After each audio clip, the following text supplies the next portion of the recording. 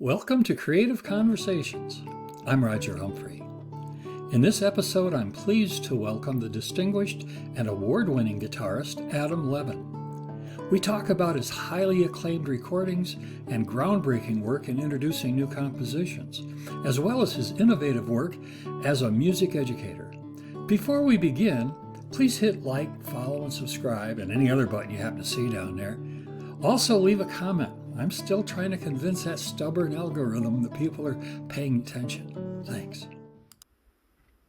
And we are welcoming to the show the distinguished and award-winning classical guitarist, Adam Levin. Hey, Adam, thank you so much for taking the time to come on. Of course. Thank you, Roger. It's a pleasure to be here with you. It's, for me, of course, this is kind of where I live. I mean, I'm a guitar guy too, so not nearly as good as you are, but I struggle along. And so it's, for me, it's fun to talk to other guitar players. And so I kind of want to get into this a little bit because I was listening to some of your music on Spotify recently, and I really like your repertoire. You're really a lot of modern stuff that we don't hear very often. Yeah, so I think like many young classical guitarists, we had childhoods that were filled with Spanish music. So, music of Rodrigo, Albéniz, Granados, Tafalla, Tarina, Sure. you name it. We're steeped in that tradition, the sound, the atmosphere that and the ambiance of that music. And I think it dawned on me that I was a white boy from the Midwest, and I couldn't have been further away from the Spanish sound and its essence. I was just I was playing sort of a caricature of what I thought Spanish music should sound Yeah, like. right. So I think a lot of the new music that you hear on the 21st century Spanish guitar albums is a result of a curiosity of trying to answer for myself, what is the essence of the Spanish sound? Where does it come from? How do we sort of breathe life to this kind of music, and be like a conduit between composer and audience? And so 21st century Spanish guitar was the answer for me, and trying to get a little bit closer to the essence of that that special Spanish sound that we all love so much. I was surprised. I'm a self-taught guitar player, and so I kind of came in this through the back door, so to speak. And so my idea of Spanish music was late 19th century to most of the 20th century, that entire body. But there's so much more to it than that. When I started discovering, Spanish Renaissance music and players like that, Fernando Sor, Spanish, Aguado, and I thought, boy, this isn't flamenco at all. This Yeah, I mean, I think it's vast. It goes across 5 centuries, and these sort of like the Spanish DNA strands. What we know today as being the Spanish sound is really the amalgamation of so many cultures coming together. The Jewish culture, the Muslim culture, the North African culture, Spanish culture. It's a fusion of so many sounds coming together to create the Spanish sound, and it uses the people, the language, with flamenco music. There's a lot of despair and sadness that comes through in that music. So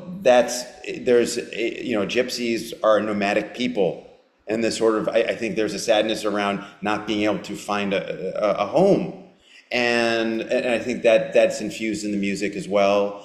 And so it's so eclectic, and I think Spanish music is in many ways it's very cosmopolitan. Yes. Because it draws from so many different traditions. Right. Yeah, I had, many, many, many years ago, I had a student who was from Spain, and he had never learned how to play guitar to his chagrin, and so I was showing him how to play, and of course it's almost like a national sin there if you don't play. Everybody plays it. grandparents, children, dogs, cats. So anyway, but I was asking him about flamenco because I honestly don't know, and I like your word caricature of how we tended to approach it. But his description to me, which I thought was really kind of interesting, he said picture a hot August night about 2 a.m. And you've just left the bar. He said, and you're meeting with some friends in the alley. He said, that's flamenco. That's about right. It's either from the bar or from the caves of Granada. It's one of those two places. It's truly a magical place. And Roger, I had the pleasure of residing in Spain for 3 years. I was fortunate to receive the Fulbright Scholarship in 2008 to investigate 20th and 21st century Spanish classical guitar music. And it was inspired actually by a girl. A surprise. Yeah, exactly. And I remember my girlfriend at the time, she called me while I was studying with the late and great Oscar Gilia, who was the torchbearer to Andres Segovia, and an incredible pedagogue. Anyway, I was in Italy one summer studying with him, and my girlfriend at the time said, I'm going to Spain with you or without you. And I was like, no, you have to wait for me. So I applied for all the grants available, and I scored the Fulbright. Wow, that's cool.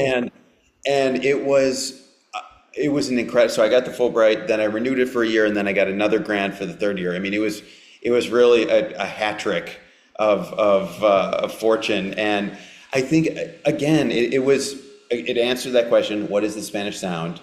I sort of was able to mask. Not mask. I mean, I think I more authentically can play Spanish music, having lived there, spoken the language, spoken to the composers. And what I also realized when I moved there is that Spanish music did not end with Joaquin Rodrigo. and that right there was a nugget of truth that led to the formation of those 21st century Spanish guitar albums. 4 volumes of 4 generations of classical composers from Spain, from 1930 all the way to present day. And what I realized is that we're in a Spanish compositional renaissance. And it was that moment where I was like, wow, I have the opportunity to work with all these composers and add to the repertoire in a really profound way. And it was the most enjoyable, one of the most enjoyable moments in my life, being able to work alongside these composers and bring these new pieces to life. I mean, it's also scary. When you bring a new piece into the repertoire, it's a great responsibility, right? Because it's never been performed before. So your responsibility is to communicate it in a compelling way so that not only the audience enjoys it, but hopefully future guitarists will want to play it as well, because that will then become the new canon. It's astonishing music. I was listening to some of I think Volume 2, it's kind of jaw dropping in its scope. You play extremely well. Let me just toss that out there as one would expect. But the music is wonderful. I've said this before on the show that my cookie at the end of the day is I will sit down and before I go to bed, and I'll watch YouTube and pick up different videos and so on and so forth. Everybody's playing the same handful of pieces. I performed Leyenda for years. I performed Recuerdos for years. I don't touch them anymore. I have nothing to say. It's like, I want to see something new, or at least new to me. So the idea that you're bringing some new stuff to the table is wonderful. I love the standard repertoire that we have. Those pieces you mentioned, Leyenda, Recuerdos, they're unbelievable pieces. That's why people keep Yes. playing. Right. But And the audience loves them. and the audience loves them. But I think it is our responsibility as performers, as artists, as creators, to contribute to the progress of the instrument. And part of the progress of the instrument is producing new repertoire, and not just arrangements, but new commissions, just as Andres Segovia, as Julian Bream, Elliot Fisk, Sharon Isbin, as a whole long line of people have done in the past.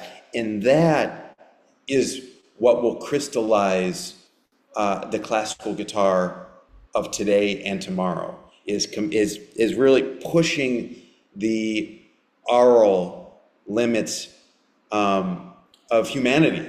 And sometimes, that's what I love about, the Spanish Music Project, is not every piece is for everybody. Some people are like, oh, that's disgusting. The next one they might be like, wow, that's incredible. And it only takes one piece, one listen, to change somebody's view on contemporary music, because I feel like it gets a bad rap. Like people think about contemporary music, they're like, oh my God, it's going to be so dissonant, or it's going to be not accessible.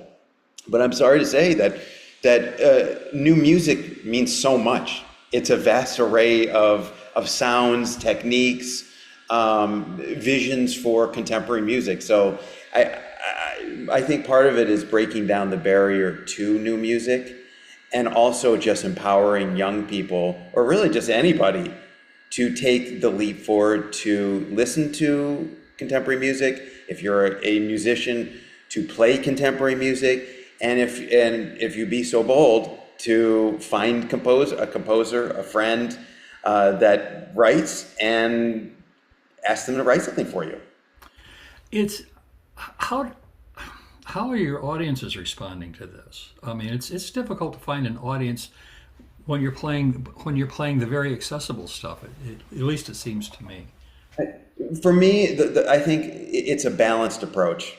And I always like to use the sort of bait and switch trick. So you give them a little bit of what they want, and then you include something that they didn't know they wanted. And most of the time, you get a really positive response. And honestly, even when I don't get a positive response, you get a reaction. And a reaction is what music is all about. It's about the good, bad, and ugly. And that's music is supposed to bring out all the emotions, the whole palette of emotions. So I think it's a net win-win, regardless of like, oh, I like this piece or not. It's pushing the audience into the future, into today. I think I had as a guest on here about a year ago the wonderful composer Victoria Bond, and she does a new music festival in New York City every year as well with different artists, and we were talking about teaching the audience how to listen to it. That seems to be a challenge. It's a challenge. I don't know. It's not insurmountable, but it's just teaching people that you don't listen to this the same way that you listen to pop music. That it's a different approach.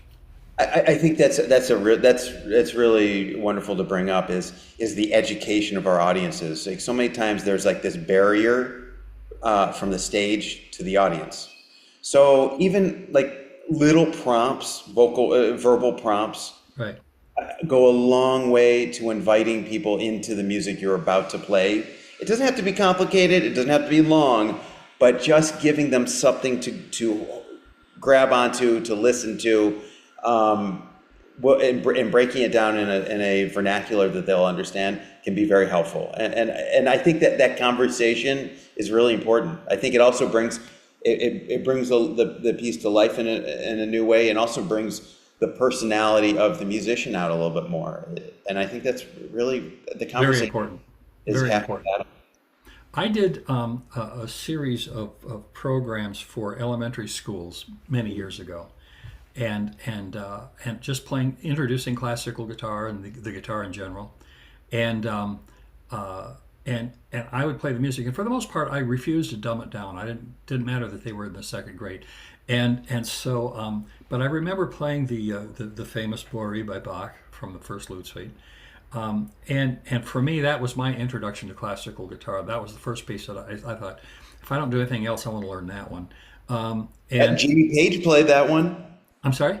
Jimmy Page from Led Zeppelin Yeah, played the beret as well. yeah. Paul McCartney used it as an inspiration to write Blackbird, and I did not know that. yeah, he well, anyway, I would tell these little children, first, second, third graders, I'd tell them, it was written a long time ago, and of course everything to them was a long time ago anyway. But then I would say, the fun part about this is if you listen closely, it sounds like two people playing at the same time, because it's just perfect two voice counterpoint. I mean, it's absolutely pristine. And then I would play it, and of course it's a short piece, a couple of minutes long, and they would sit there. Imagine a gymnasium full of these little children, and it's dead quiet. All you can hear is the guitar, and and the teachers, their jaws are dropped like this, because they've never seen those children that quiet ever, particularly in a room full of them. But all I had to do was tell them how to listen, and listen they did, and they loved it. They absolutely loved it. I'm glad you bring up young people, because I think, as we segue from new music and sort of pushing our audiences into the 21st century, it's also important to educate our young people, our youngest people, about classical music, Yes. about music in general, and that, we always talk about, oh, will this orchestra exist in 10 years, or what's happening to our audiences? Are they going to disappear? Well, the answer to both of those is creating a young generation that is sensitive to classical music across the ages. And so I, in addition to being a performing artist, touring, going around the world, playing solo and chamber music, with violin or mandolin, or my guitar trio or cello, I'm fiercely dedicated to sharing the fortunes that I probably, when I was young, probably took for granted, that were just around me. Classical, guitar lessons. Let's go to your guitar lesson every week. Here's a classical guitar for you to play on. That's a wonderful concert instrument. It wasn't until much later that I realized that's not normal. That not everybody's as fortunate to have that. Right. And all of the sort of transformative qualities that I was the recipient of should be accessible by all. So I wanted, and this was in part the vision of Elliot Fisk, who was my teacher, and to go out and be an ambassador for your instrument. And part of that is giving back and creating a community, young people who are playing the classical guitar, and through that becoming more sensitive human beings. And so that in college, in graduate school, I did many performance outreach events. I don't really like that word outreach, but I partnered with many organizations to share the classical guitar in non-traditional venues with underserved and at-risk children and youth. And that sort of crystallized and came together in the formation of Cathara Project. And Cathara Project is a nonprofit organization that's dedicated to improving the lives of young people and children and youth through the classical guitar. So that's basically, in nuts and bolts, putting classical guitars in the hands of these young people at no cost, and providing them with group and individual instruction, and year after year giving them the education that they deserve, a first-class comprehensive classical guitar education with all the accoutrements. And that started in Boston and Mexico City, and has expanded to Detroit, Albuquerque, and now our newest program, which is launching in September in Providence, Rhode Island, Wow. which is the same state where I'm on faculty at the University of Rhode Island. So it's been for the last 10 years. We're actually celebrating our 10th anniversary. Well, But congratulations. thank you so much, Roger. Yeah, it's been a journey. I never in a million years thought I'd be running a nonprofit organization. I thought it would only be teaching young people at a collegiate level and touring. But I had this sort of undeniable sort of impulse to share the classical guitar with those who are perhaps less fortunate. And Guitar Project was that answer, and it's been really incredible. And the group and individual instruction, concert attendance opportunities, performance opportunities, jury exams like my university students receive, so they reach their benchmarks. It's creating a accessible classical guitar ecosystem where anybody who wants to play can join Guitar Project and thrive. I pretty much based my career. When I was in my 20s, I wanted to be a performer, but I got away from that as I got married and had children. The idea of touring just really didn't. As a matter of fact, I turned down a recording contract when I was 28, and because I didn't want to go on the road and I didn't want to have to support the album. And so that said,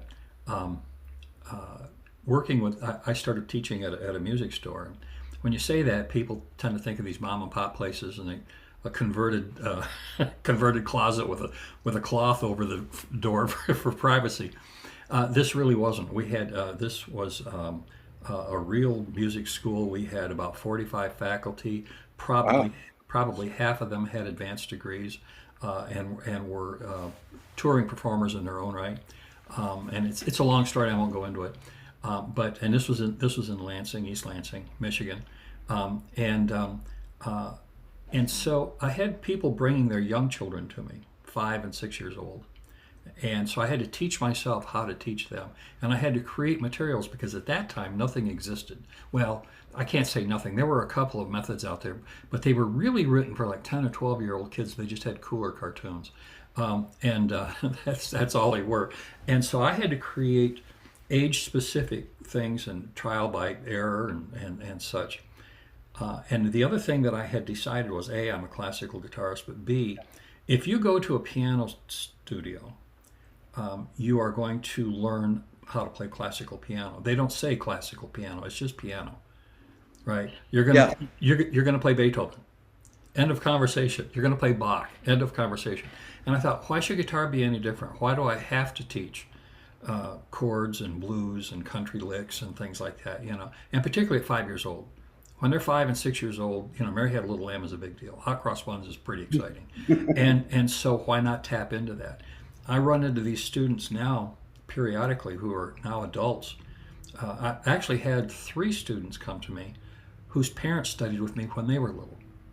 And they brought them to me to because they understand the value of learning how to play the guitar. And I just thought, if this, for a lot of these kids, this is the only musical education they're going to get. So it ought to be a good one. Absolutely. I mean, it's going to be a transformational experience. And regardless of whether they go into music or not, it'll give them the tool bag of skills to conquer the world.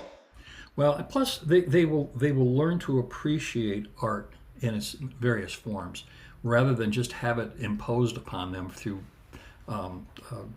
social media, what have you. They can seek out the better stuff, And hey, it's like food. I like a hot dog as much as the next guy, but there are times when I really want to sink my teeth into some beef Wellington too. When you mention hot dog, I mean I'm a Chicago boy, so I mean hot dog is part of my DNA. Preach it to the choir. That's funny. Well, you're touring. How many concerts do you do in a given year? I would say somewhere between 45 and 60. Man, that's a busy schedule. Yeah, I would. It's a busy schedule. And my life as a musician is a collage of many sections. Oh yeah. And what, one is a performing artist, one is a recording artist, one as a university professor at the University of Rhode Island. One is a music activist, supporting and promoting Cathara Project and the wonderful work that we're trying to do, and also the job of being a family man. I'm a father, I'm a husband, and that takes a lot of work as well. And so it sometimes feels like I am pushing Noah's Ark. and it's, I love that feeling. I mean, even before pushing Noah's Ark, there's sort of like this undying flame inside of me that just this ferociously wants all of it, that loves the classical guitar and everything that comes with it. And I think that's the potential energy that I need in order to do it all. And it's a lot. I even run an annual guitar and mandolin festival at my university, the University of Rhode Island Guitar and Mandolin Festival, which comes up every October. This year is our 10th anniversary. Wow. 8 days of crazy music making, an amazing classical guitar education. We have a composer in residence. We have an international guitar and mandolin competition at the young artist and high school levels. We have a Rising Stars program for young people. We have an adult program, and we have it all. I mean, it's a comprehensive festival, and we've got incredible artists too from all around the world. Wow, that's cool. So a lot of stuff going. There's never a dull moment in the Levin hemisphere. So you also do quite a bit of chamber music. Now, is your chamber repertoire mirror your solo repertoire, or is that kind of a different departure? It mirrors it insofar as we do a lot of new music. Like, for example, my longest standing chamber partnership is with William Knuth, who is the head of strings at Syracuse University, and we've been playing together since graduate school. We met on a lark. I mean, we were placed together after I think we both signed up for chamber music too late, and we were one another's only choice. And Will could have ended up with a string quartet or what have you, and I probably could have just ended up with another guitarist or whatever. And we ended up together, and we had a great musical chemistry. And 20 years later, we're still playing together and playing everything from Szymanowski arrangements, Foss arrangements. Actually, both of those arrangements were done by Greg Nestor, who you just interviewed. Oh, yeah. Uh-huh. Fantastic arranger, perhaps yes. best on the planet. So that's been a strong partnership. I also have been working with my trio, the Great Necks, on crazy arrangements by Sibelius, the Planets, Bach orchestral suites, just really nutso arrangements. So that's stuff we're doing. And then I work with the cellist Michael Shane, and we've been doing Schumann, Vivaldi, De Falla. There's a wonderful young female Spanish composer, Casarrubios, who we have been playing the work by, Silvestrov, the Ukrainian composer. And then the other main chamber music partnership is Duo Mantar with my mandolinist, Jacob Reuven from Israel. And we've been touring here, there, everywhere for 7 years, and it's been a wonderful partnership that actually started because my father sent me a YouTube link of him playing a piece that I had transcribed for guitar that he had transcribed for mandolin, and I wrote him. I was like, "Hey, Jacob, great job. I just wanted to commend you on the wonderful performance." he's like, you won't believe he said, thank you for writing me first. And then he said, you won't believe the timing, but I just received a grant to record an album of modern Israeli music. And I was like, it's for mandolin and guitar, and I don't know a guitarist. And so I was like, I'll be that guitarist. So I traveled to Spain where he and his wife live, and we played about 10 minutes of music and then went to those Spanish bars that you were talking about earlier and partied a little bit and found out that, we really got along. And ever since then, we've been touring. It's been 7 or 8 years now. I'm sorry. No, go ahead. I was going to say, I am such a fan of guitar and chamber music, and I've played with cellists, and I was in a chamber group with a flute and clarinet at one point, and that was that was a cool sound. And, I love the clarinet. For me, the clarinet is such a warm and toasty instrument. Well, sitting between the two of them, and you get all these swirling harmonics that I had never experienced before because I'm not a band guy. It's just all, and I'm going, wow, that very distracting. It's almost like a third and a fourth person in there, or fourth and fifth person. That I've done that. I worked with another flutist. We did stuff for 25 years, guitar flute stuff, and I just as much as I love multiple guitars, I love the idea of and the sound of a guitar with other instruments. I've worked with a oboist, a couple of different oboists, and different. It's just, I love the combinations. It's amazing to play chamber music because it's a true partnership. There's, being a soloist is great. I love getting up on stage and just being alone with the audience. Right. But on the contrary, it can be kind of lonely too. Yes. And so it's nice to breathe life into music with somebody else. It's also a nice safety net. Because if something goes, if you're up there by yourself and you screw up, you know how to cover it up and keep moving. When you're with somebody else, they know how to cover you up. Yeah. God forbid something should happen. No, absolutely. I've loved doing chamber music from day one, and it also allows you to play music by composers that you never would have played. Szymanowski, Foss, they didn't write guitar. Right. Actually, Foss did write a guitar concerto. He wrote for Sharon Isman.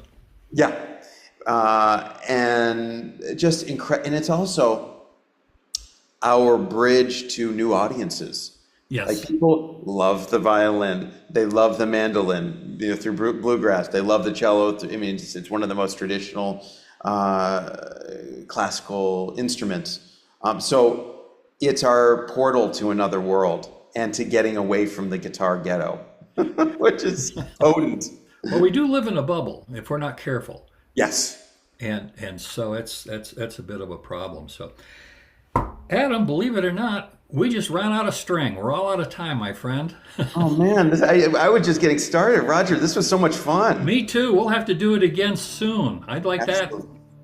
Well, thank you for the opportunity to share a little bit about my musical life. I really appreciate you taking the time. Thanks, Adam. Appreciate it.